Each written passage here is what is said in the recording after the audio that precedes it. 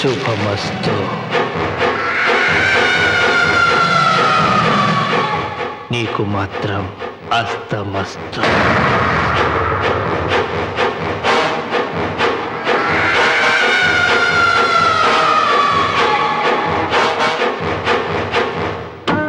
పెళ్లి కూతురు కంటే నువ్వే అందంగా ఉన్నావు.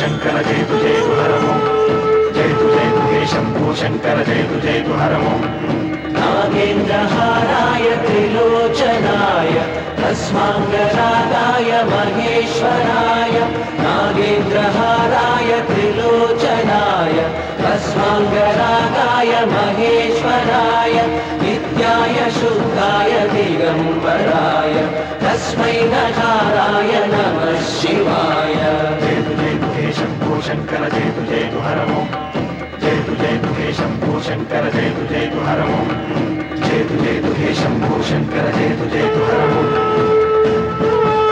ఇదిగో లోకేశ్వరరావు, అయ్యా రేపు అన్నయ్య పుట్టినరోజు కదా, ఎవరైనా కొత్తగా పెళ్లి చేసుకున్న జంటలున్నారేమో చూడు. అలాగే. ఆగండి ఆగండి, నేను చెప్పేది వినండి. మీకందరికీ తెలుసు, ప్రతి సంవత్సరం శివరామకృష్ణయ్య గారు తన పుట్టినరోజు నాడు పెళ్లి చేసుకునే కొత్త జంటకు తాళిబొట్టు, కొత్త బట్టలు, 2 ఎకరాల పొలం దానం చేస్తారు. కాబట్టి రేపు ఎవరైనా పెళ్లి చేసుకునే వాళ్ళు ఉంటే వచ్చి పేర్లు నమోదు చేసుకోండి.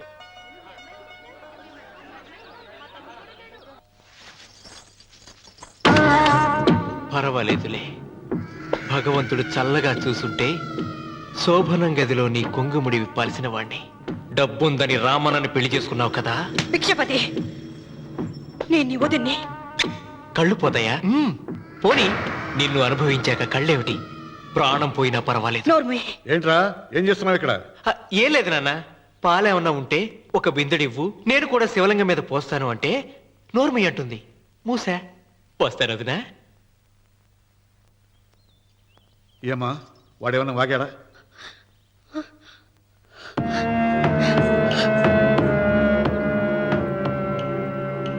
రే భిక్షపతి! అవును, అసహ్యంగా చండాలంగా వాగాను. చంపుతావా? చంపు. మీ తాత ముత్తాతలు జంతువులు చంపితే నువ్వు నన్ను చంపు. చంపి నా తల కూడా గుమ్మానికి వేలాడగట్టు. ఇదిగో, పుట్టినప్పటి నుంచి సీత నా భార్య అనుకున్నాను, ఆరాధించాను. నేను తాగుబోతుని, తిరుగుబోతుని, లపుట్టు వేదవునని చెప్పి ఆ సీతకు రామన్న చౌదరి గారికి దగ్గరుండి పెళ్లి జరిపించావు కదా. వాళ్ళ కాపురం కూల్చే వరకు నాకు మనశ్శాంతి ఉండదు. సీతని కట్టబెడితే పీటల మీద విషం దాకా చచ్చిపోతుందని బంగారు లాంటి రామునికిచ్చి పెళ్లి చేయించానురా. వెంటనే నీ పద్ధతి మార్చుకోకపోతే నువ్వు తినే అన్నంలో విషం కలిపి చంపేస్తాను రా వెధవా. వద్దు నాన్న, వద్దు. ఈ చెంప దెబ్బ ఎప్పుడో కొట్టుంటే బాగుపడి ఉండేవాడిని. నాన్న, నీ మీదొట్టు, ఇంకెప్పుడు తప్పు చెయ్యను నాన్న, తప్పు చెయ్యను. నన్ను క్షమించు నాన్న. ఏర్పాట్లన్నీ పూర్తయ్యాయా? అది ఏమైంది లోకేశ్వరరావు? 50 జంటలు నమోదు చేయించుకున్నారండి. అందులో 30 జంటలకి దానం చేయడానికి మాత్రమే మన దగ్గర భూమి మిగిలి ఉంది. మరి మిగతా 40 ఎకరాలు అంటే మన పొలమంతా ఈవేళ బాబు గారు ఎన్ని సంవత్సరాల నుంచి దానం చేసుకుంటూ వస్తున్నారు. కొండలైనా కరిగిపోవలసిందే కదా. మరి ఇన్నాళ్ళు నాకెందుకు చెప్పలేదు? మీరు పుణ్యకార్యం చేస్తున్నారు, మిమ్మల్ని ఇబ్బంది పెట్టడం ఎందుకని. రామన్న పేరుతో 2000 ఎకరాలు ఉండాలిగా, అందులోంచి రాసేవాడిని. అందులో మిగిలిన 60 ఎకరాలే ఇప్పుడు రాశానండి.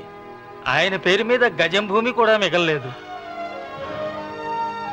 రేపు శుభకార్యం ఆకూడదయ్యా. నూతన దంపతులు నా ఇంటి దగ్గర నుంచి నిరాశగా తిరిగి వెళ్ళకూడదు. నాతోరా జగన్నాథం, అన్నయ్య, నువ్వు ఈ సాయం చేస్తే నా పరువు కాపాడినవాడివి అవుతావు. 40 ఎకరాలే కాదు, నా యావదాస్తి మొత్తం నాకు ఇస్తాను, నా ప్రాణాలను ఇస్తాను. లోకేశ్వరరావు, అయ్యా. నా కాగితాలు.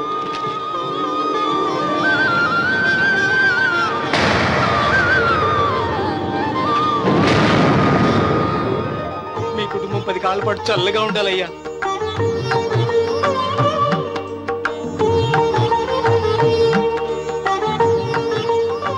నీ పొలం వాయన దానం చేస్తాడు, పేరు తెచ్చుకుంటాడు. ఇంకా నీకే మిగులుతాది, గబ్బు లేచిపోతావు. తొందర పడకు, చూస్తావుగా. ఒరే రావుడు, ఈ భోజనాల కార్యక్రమం చూస్తుంటే నాకు తిరుపతి దేవస్థానం గుర్తుకొస్తోందిరా.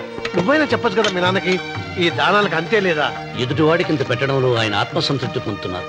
ఆ పుణ్యమే ఆయన నిండు నూరేడు బ్రతికిస్తుంది. నువ్వు అన్నం వడ్డించి.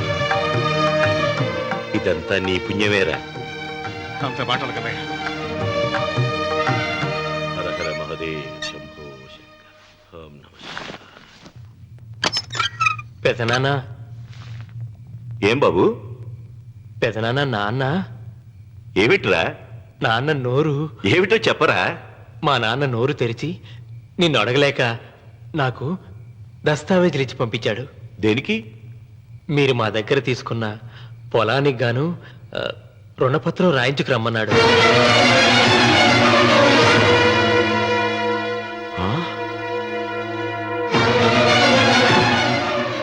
నా తమ్ముడు రుణపత్రం అడిగాడు. అయ్యో, సంతకం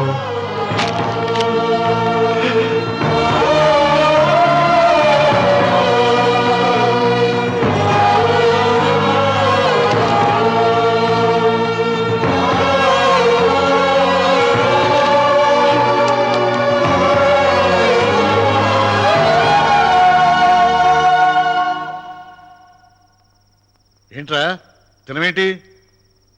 ఓహో, అన్నంలో విషం కలిపి చంపుతున్నానని భయపడి చస్తున్నావా? లేదురే, తిను.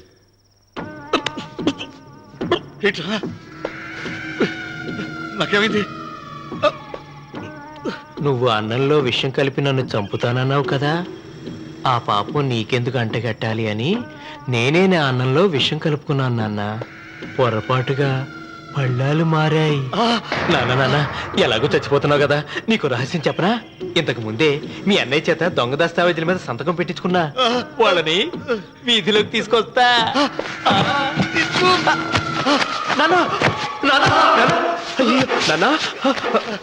ఈ రేతో నీకు చెప్పాక నేను ఎందుకు బతికిస్తాను? నాన్న, చిన్నప్పుడు నీ గుండెల మీద ఆడుకుంటే తెగ ఆనందపడేవాడు కదా, పోయేటప్పుడు కూడా ఆడుకుంటా ఆనందపడే. చల్ చల్ గుర్రం చలాకి గుర్రం, చల్ చల్ గుర్రం చలాకి గుర్రం, చల్ చల్ గుర్రం చలాకి గుర్రం, చల్ చల్. నాన్న, అయ్యో.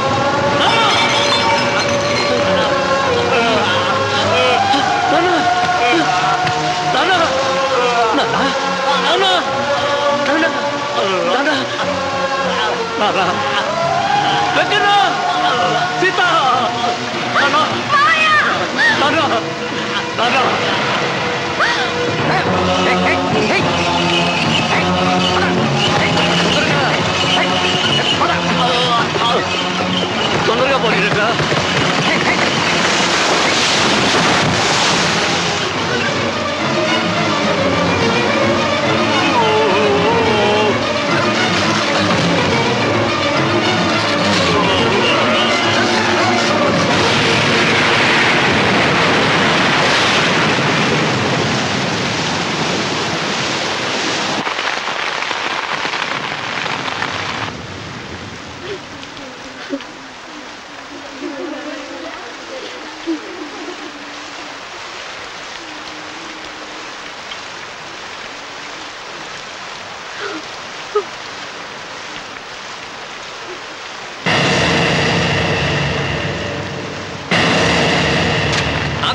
నమస్కారం. ఇది మా పెదనాన్న సంతకం పెట్టిన దస్తావేజు. అక్కడ మా నాన్న లేడు, ఇక్కడ మా పెదనాన్న లేడు. కానీ మా పెదనాన్న మా నాన్న దగ్గర 50 లక్షల డబ్బు, 40 ఎకరాల పొలం తీసుకున్నాడు. ఏ లోకేశ్వరరావు చెప్పు. అవునండి, నేను సాక్షి సంతకం చేశాను. ఈ అప్పు ఎలా తీరుతుందో ఆ ధర్మాత్ముడి సేవ అక్కడి నుంచి తీసేలోపు చెప్తే బాగుంటుంది. భిక్షపతి మతుందా నీకు? ఇదేనా అడిగే సమయం? ఆయన తగలబడిపోతే ఆయనతో పాటు ఈ నిజం తగలబడిపోతుంది. మా అన్నయ్య ఆ ధర్మాత్ముడు రక్తం పంచుకుంటాడు. ఏమయ్యా లోకేశ్వరరావు, మా అన్నయ్యకి మిగిలిన ఆస్తి ఏమిటి? ఈ ఇల్లు తప్ప ఏమీ మిగలలేదండి. సరే, 40 ఎకరాల కింద ఈ ఇల్లు పెట్టుకుంటాను. మిగతా 50 లక్షలు ఎలా ఇస్తావన్నయ్యా? ఏంటో నువ్వు మాట్లాడేది? మా రావుని ఒట్టి చేతులతో నడిరోడ్డు మీద నిలబెడతావా? సరే, డబ్బు వద్దు, పొలం వద్దు, ఒక్కటిస్తే చాలు. ఏంటది? అది సీత దగ్గరుంది. అది ఇస్తే 50 లక్షల బాకీ రద్దు చేసుకుంటా. సీతారత్నం పుట్టింటి వాళ్ళు పెట్టిన 7 వారాల నగలున్నాయి. అవన్నీ నాకు ఇచ్చేస్తే నేను సరిపెట్టుకుంటాను.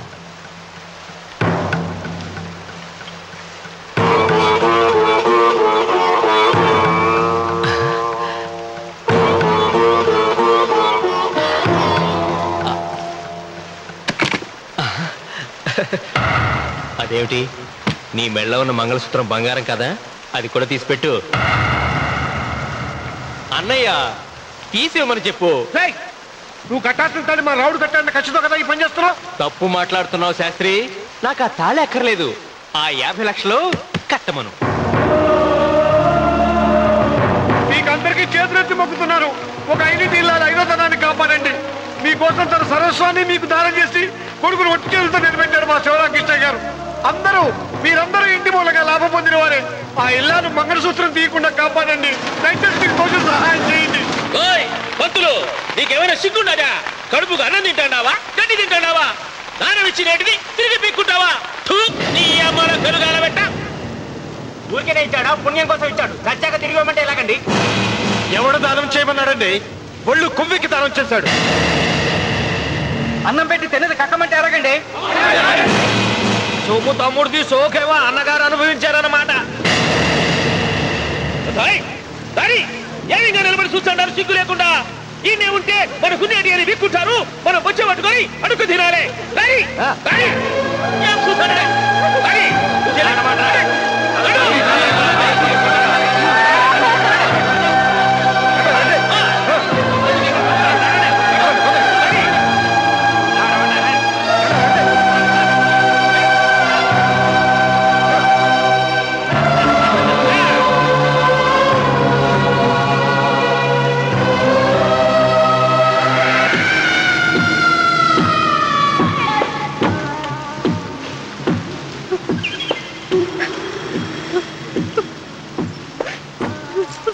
అమ్మ సీత, భిక్షపతి, మా వియ్యంకుడు బాకీ ఉన్న 50 లక్షల డబ్బు, 40 ఎకరాల పొలం నీకు నేనిస్తాను. సరేనా? సరే.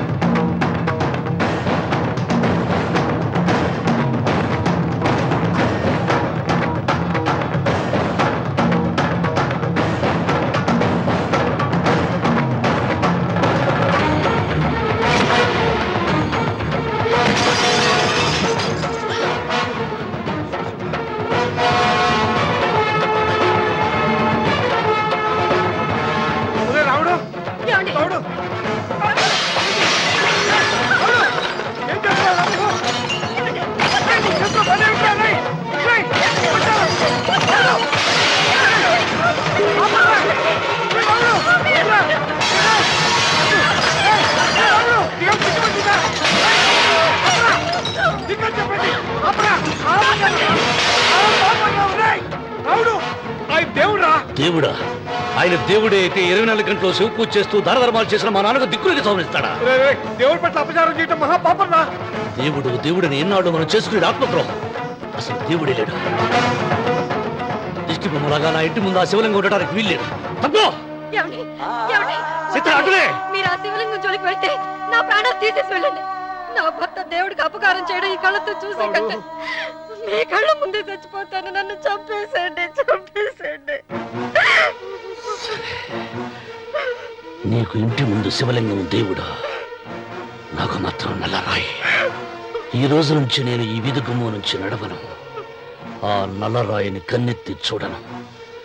ఆ పెరటి గుమ్మమే నాకు వీధి గుమ్మం. ఇది అంగీకరిస్తుంది. నువ్వు నమ్ముతున్న దిష్టి బొమ్మ కోసం కాదా, ఈ కోసం. లక్ష్మి వచ్చింది. ఇంకా సీతారామాలి. భిక్షపతి గారు తీసుకున్నది 40 ఎకరాలని, మిగతాదంతా కుట్ర అని, ఆ కుట్రలో నాకు భాగస్వామ్యం ఉందని రామన్న గారికి తెలిస్తే నన్ను చంపేస్తానండి. డబ్బు చూసేసరికి ఆశ పుట్టిందా? ఇదిగో ఈ సంగతి ఎవరికైనా చెప్పావో కోసేస్తా. ఒరే భిక్షపతి, నువ్వు నాశనం అయిపోతావురా, నాశనం అయిపోతావు.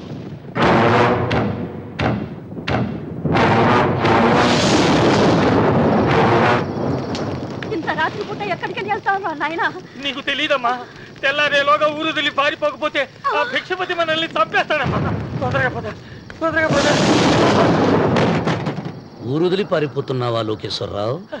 అది నాకంతా తెలుసు. అయ్యా, అయ్యా, అయ్యా, మీకు ద్రోహం చేశాను, నన్ను క్షమించండి అయ్యా. నేను క్షమిస్తా.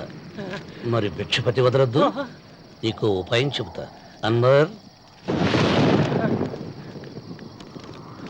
నీ ప్రాణాలకు భిక్షపతి మూలంగా ప్రమాదం ఉందని నీ చేతులతో నువ్వే రాశా. నేను కాపాడతాను. దాన్ని జాగ్రత్తగా మడిచి నీ జేబులో పెట్టుకో. అర్థం కాలేదా? నీ ప్రాణాలను నా చేతుల్లో పెట్టావుగా. మీ అమ్మను జాగ్రత్తగా ఇంటికి తీసుకుని వెళ్ళు. వెళ్ళు. వస్తాం బాబు. పదమ్మా, పద.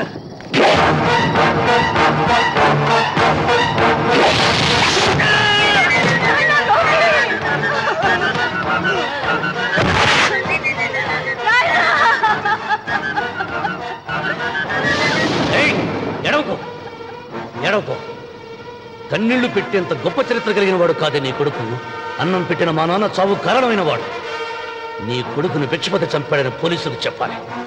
అప్పుడే బ్రతికినంత కాలం నీకు నీ మనవరాలకి ప్రాణభిక్ష పెడతాను. లేకపోతే అలాగే బాబు. అన్వర్, అయ్యా, వీడి శవాన్ని తీసుకెళ్లి భిక్షపతి ఇంటి ముందు పడే. రావుడు, నువ్వు శ్రీరామచంద్రుడు లాంటి వాడిరా. ఇలాంటి హత్యలు చే. మా నాన్న పెట్టిన పేరు రామన్న, కానీ ఈ రోజు నుంచి నా పేరు రావణ. ఆయన మూలంగా దానాలు పొంది, భూదానాలు పొంది, అన్నదానాలు పొంది ఆయన కన్ను మూసిన రోజు కన్నీటి విట్కోలు చెప్పలేకపోయిన ప్రతి వాడి బ్రతుకు కన్నీటి పాలు చేస్తా. అవసరం సృష్టికి తల్లి, అనుభవం తెలివికి తండ్రి. ఇదే నా తండ్రి చావు నాకు నేర్పిన గుణపాఠం. వెంకన్న, ఆయన దానం చేసిన వేలాది ఎకరాలు తిరిగి తెస్తాను. సూది మనం మోపినంత నేల కూడా వదలను. అప్పటి వరకు మా నాన్న మొరతాడి నా మెడతాడు. ఏమిటిది? నన్ను ఎందుకు అరెస్ట్ చేస్తున్నారు? లోకేశ్వరన్ చంపినందుకు అరెస్ట్ చేస్తున్నాం. నేను అతను తప్పుడు పెట్టి అతని స్వహస్తాలతో రాసిన ఉత్తరం. దీనికి అతని తల్లే సాక్ష్యం.